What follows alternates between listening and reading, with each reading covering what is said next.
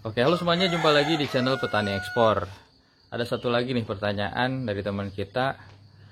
Untuk sertifikat of origin atau SKA ya, surat keterangan asal itu dibuat oleh siapa gitu ya? Apakah dibuat oleh forwarder atau kita sebagai eksporter atau dari supplier gitu? Karena kemarin mungkin kita sedikit sharing seputar sertifikat of origin ya kemarin. Nah, jadi untuk sertifikat of origin itu atau surat keterangan asal biasanya dibuatnya oleh perusahaan pengirim teman-teman atau perusahaan eksporter. Ya, jadi kalau misalkan untuk ekspornya pakai PT-nya supplier, ya otomatis yang urus sertifikat of origin-nya atau SKA-nya ya perusahaan supplier gitu yang urus. Nah, kalau misalkan kita perusahaan kita yang ekspor nih, perusahaan trader, ya yang urus perusahaan kita gitu sebagai trader untuk CO-nya. Terus kalau pakai undername, ya perusahaan undername-nya yang urus gitu teman-teman. Nah, karena gini, ada pertanyaan lagi. Kalau misalkan kita yang kirim ya sebagai eksporter atau sebagai supplier langsung yang kirim, tapi kita minta diurusin ke forwarder gitu ya, kita nggak mau ribet. Itu mungkin bisa aja, tapi ya kita harus ngasih akun kita ke forwarder gitu, karena biasanya kita yang registrasi akunnya itu sebagai perusahaan kita gitu ya.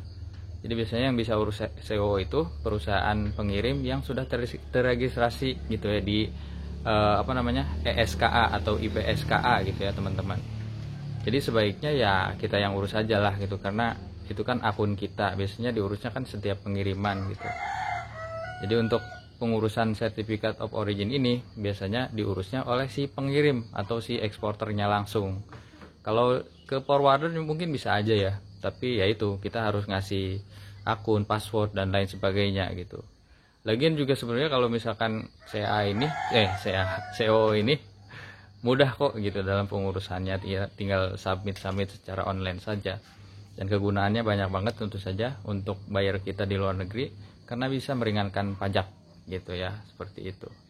Jadi tuh untuk SKA diurus oleh perusahaan eksportir, baik itu perusahaan trader, perusahaan supplier, perusahaan undername gitu ya. Yang penting biasanya SKA itu diurus sama yang kirim gitu ya. Oke, mungkin itu sharing kali ini, semoga ada manfaat yang bisa didapat dari video ini. Kalau ada pertanyaan-pertanyaan lain silahkan tulis saja di kolom komentar. Biasanya yang banyak pertanyaan, biasanya yang banyak topik gitu ya, yang topiknya yang sama, biasanya kita coba buatkan videonya teman-teman. Terima kasih, jangan lupa subscribe bagi yang belum subscribe, dan like juga, share juga, untuk biar dilihat juga nih sama teman-teman pemula yang lain yang mau belajar ekspor. Oke, sampai jumpa di video berikutnya. Terima kasih, wassalamualaikum warahmatullahi wabarakatuh.